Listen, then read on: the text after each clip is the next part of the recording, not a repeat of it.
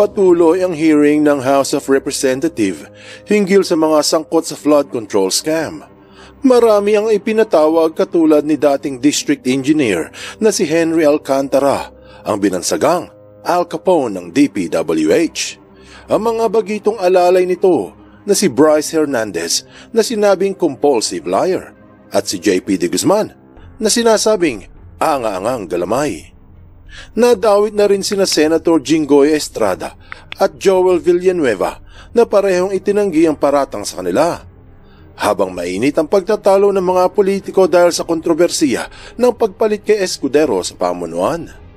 Ilan lamang ito sa aftershock ng malaking pagyanig na dulot ng isiniwalat ng mag-asawang disgrasya, Este Diskaya, sa harap ng Blue Ribbon Committee ilang araw lang ang nakalipas. Marami ang nagtatanong, pati ang Bureau of Customs, kung magkano ba lahat-lahat ang halaga ng mga luxury vehicles ng pamilya. 28 po yung luxury cars, okay. Pero may service cars kasi kami na under the name of the company po. Alright, doon sa 28 luxury cars, ano yan, Rolls-Royce, what else? Okay, isa-isa natin, magkano Rolls-Royce? Kano bili mo sa Rolls-Royce? I am not familiar. Oh, come on. Oh, come Nasa on. Ano yata? Bumili ka na napakamahal na kotse, di mo alam kung magkano mo binili. No, I know the price. Oh, yeah. Pero we did not buy this on a cash basis. Parang installment na siya. How much is the Rolls-Royce? So the Rolls-Royce was around parang 42. 42 million. Rolls-Royce, isang kotse lang yan. Mapapansin sa simula ay tila may alinlangan sa pagbunyag ng mga mamahaling sasakyan. Sa bagay, ito ang pride and joy ng St. Gerard Construction Firm. Hindi ba't binanggit ni Sarah na ang mga luxury vehicles nila ay ang identifying mark ng kanilang kumpanya? O ito ang pangharap nila sa mga kontrata bilang simbolo ng kanilang kakayahan? Ano't ano pa man ang katotohanan, ginihit ng senador na bigyan sila ng presyo. Around parang 42. 42 million. Rolls-Royce, isang kotse lang yan. What else? The Maybach. Maybach, Mercedes. How much?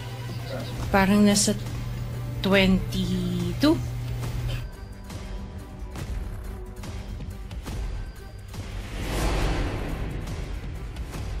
Kitams, 2 kotse pa lamang ang binabanggit, nagkakahalaga na ng 64 million pesos.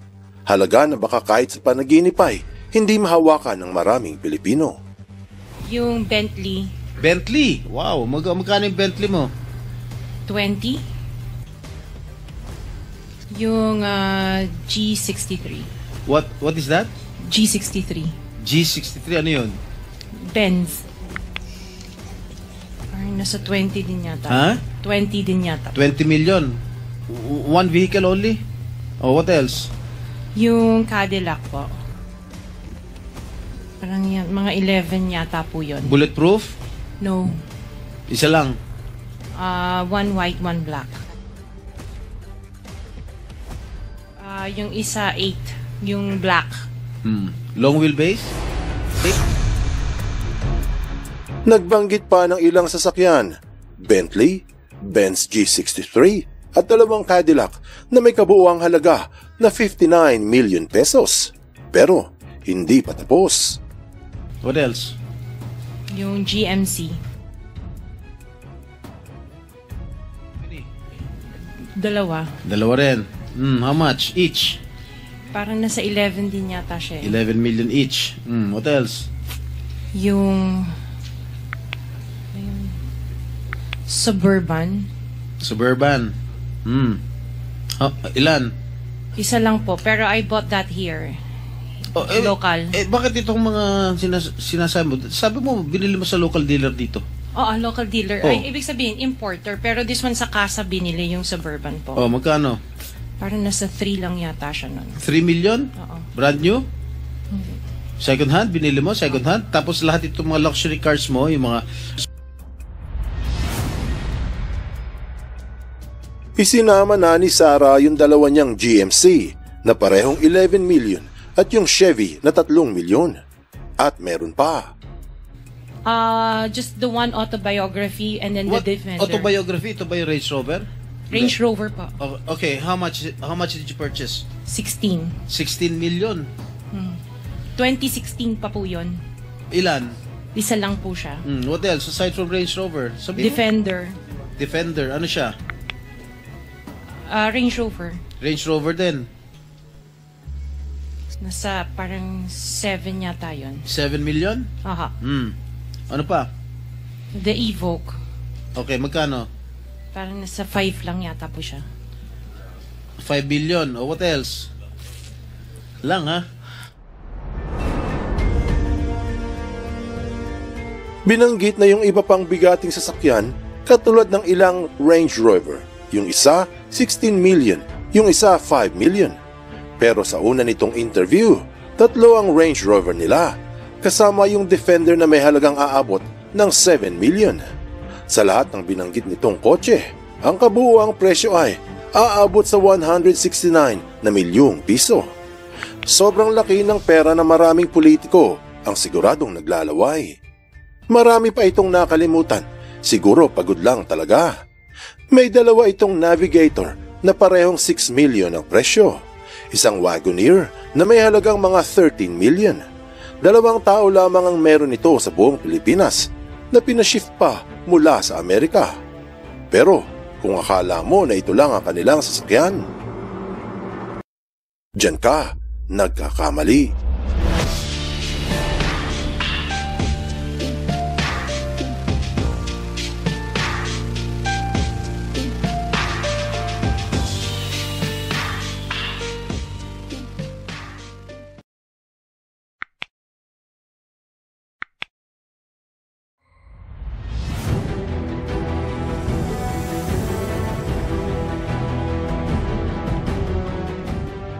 Meron pa silang Dodge Ram na mga 4 million ang presyo, Toyota Tundra mga 5.2 million, Toyota Sequoia 4 million, Sequoia Capstone 4.9, BMW X5 mga 8 million, Jaguar F-Pace 6.1, isang lumang Altera mga 500k lang, Mercedes GLS mga 3.29 million, Volvo XC90 6.48, Lexus SUV 7.5 ang mid price, GMC Savannah, Artista Vandao sabi ni Sarah mga 7 million, Ford Bronco First Edition 4.9, Benz GLE mga 5.7, BMW X7 10.5, isa pang Artista van na Sprinter 7.8 million ang mid-market price, Jeep Gladiator na regalo sa birthday ng isa nilang anak, 5 million. Cayenne Porsche V6, 11 million. Maserati, 8 hanggang 12 million, depende kung saan nila binili. Mercedes-Benz Avant, 5 million ang mid-price. Tapos, 2 ATV na halos mga 500k ang presyo. Ang suma total na halaga ng mga binanggit na sasakyan ay aabot ng mga 317 million pesos. Hindi pa kasama ang mga buwis na binayaran o tax na hindi naibayad. At may hinala ang marami na meron pa itong mga sasakyang hindi nila binabanggit. Base sa pahayag ng Bureau of Customs o BOC na magkakaroon ng investigasyon upang tingnan kung meron mga pagkakamali o sinadyang maliin sa dokumento ng mga sasakyan. At kung nararapat na magsampa ng kaso sa mag-asawa at pagmultahin.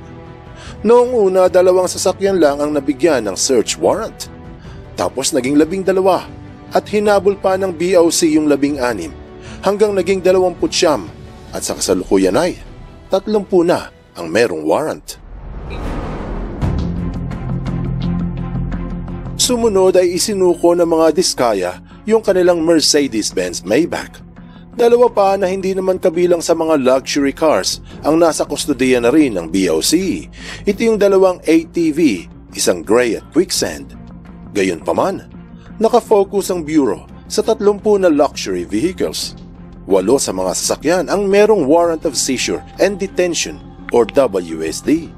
Ibig sabihin, mapapasailalim ito ng forfeiture proceedings o posibleng makumpiska dahil walang makitang dokumento tungkol sa import entry at wala pang certificate of payment. Kumbaga, malaking red flag ito. Pero hindi pa naman kumpirmado na wala talagang dokumento dahil baka hindi lang mahanap ng mga diskaya. Kaya bibigyan sila ng 15 araw para ma-produce ang mga kinakailangang papeles para hindi makumpiska ang 8 luxury vehicles. Bibigyan ng pagkakataon ng dalawa na patunayan na legal ang pagbili nila ng kanilang mga sasakyan. Subalit simula pa lamang ito ng matinding sakit ng ulo para sa mga diskaya. Dahil datapwat ang warrant of seizure and detention ay para lang doon sa 8 sasakyan. May 7 pa itong napagalaman na merong import entry documents pero walang certificate of payment o walang resibo. Ibig sabihin, kung wala ding maipapakitang patunay sa pagbili, may obligasyon din ng customs na bigyan ng mga sasakyan ng warrant of seizure and detention din. Siyempre, kung mapapatunayang wala talagang papeles, siguradong kumpiskado ito. At kung wala ring binayarang buwis, automatic, iyan ay kumpiskado. Ang mga buwis na kailangang bayaran ay minsan mas malaki ang presyo kumpara sa mismong sasakyan, katulad ng kanilang Mercedes-Benz AMG G63 na nagkakahalaga ng mga 20 million pesos. Kung kukwentahin ang buwis nito at kung merong multa, aabutin ng 22 million ang kailangang bayaran. Yung makukumpiskang sasakyan ay magiging bangungot para sa mag-asawa. Dahil anumang sasakyan ang mapasailalim ng warrant of seizure and detention ay pwedeng i-subject to destruction o i-auction ng Bureau of Customs. Sa madaling sabi, anumang makumpiska ay pwedeng wasakin o pwede ring ibenta sa mga interesadong kliyente at ipasa ang kita sa internal budget ng Bureau. Siyempre, ano pa ang pipiliin ng BOC? Wasakin o ibenta? Duh! Sa mata ng publiko, ang mga sasakyang mawawala sa pag-aari ng mga diskaya ay napakalaking pera. Daang-daang milyon ang pinag-uusapan. Pero kung titignan sa mata ng mag-asawa, hindi lamang pera at ari-arian ang mawawala sa kanila. Mawawala rin ang kanilang pagkakakilanlan o ang kanilang identity. Inamin ito ni Sarah noong i-flex niya ang mga luxury vehicles na ito ang kanilang calling card, ang pundasyon ng kanilang reputasyon. Magarang kotse ay katumbas ng magaling na kumpanya. Kaya kapag nawala ang mga sasakyan, mawawala rin ang kanilang pangarap sa taong bayan. Ang bilyonaryong diskaya ay mapapalitan ng magnanakaw na pamilya. At ito ang magdudulot ng isang napakalaking ripple effect o mga masamang epekto sa kanilang buhay. Anong aral ang mapupulot dito? Nagsimula na ang bangungot ng mag-asawang diskaya.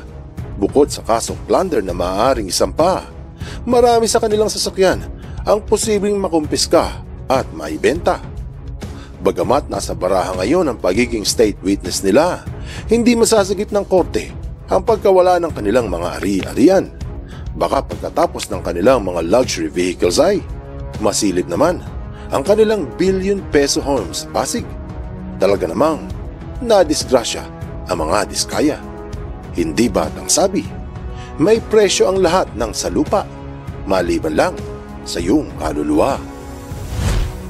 Buksan mo ang iyong isip at hayaang lumalim pa ng lubusan ng iyong pangunawa sa mga kasaysayang kapupulutan ng maraming aral. Tandaan, katotohanan ng susi sa tunay na kalayaan.